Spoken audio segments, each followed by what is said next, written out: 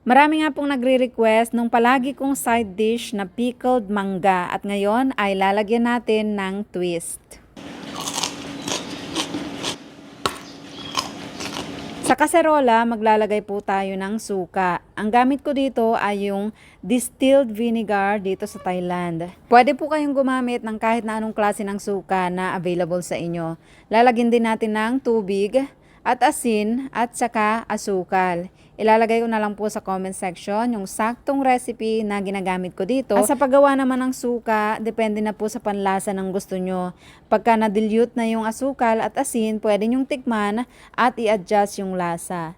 Yung ganitong mangga ang gamit ko ngayon dahil ibinigay lang to ng kapitbahay. Mas gusto ko yung hilaw na mangga. Pero pwede naman yung medyo naninilaw na or maniba lang. So ganyan karami yung 4 na mangga. Ito yung magkakasya sa aking lagayan. This time, hahaluan ko ng siling green at puting sibuyas. Dati kasi wala nito at pulang sibuyas lang yung ginagamit ko.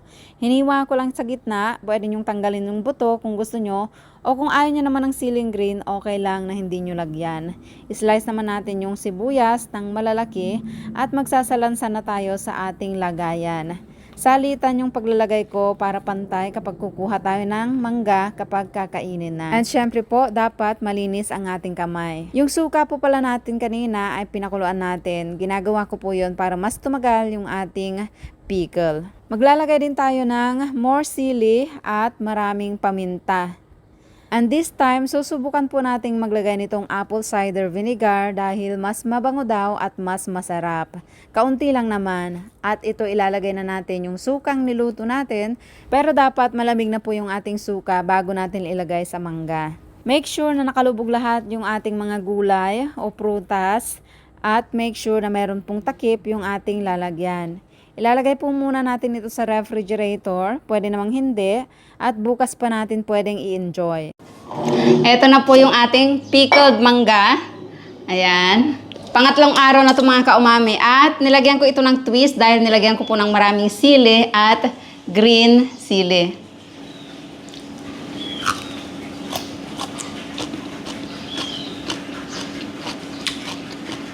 Medyo maanghang. Ang sarap niyang papakin.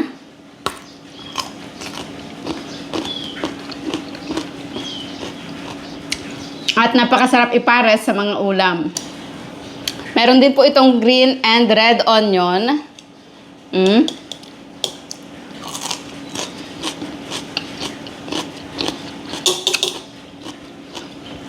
Ang sarap.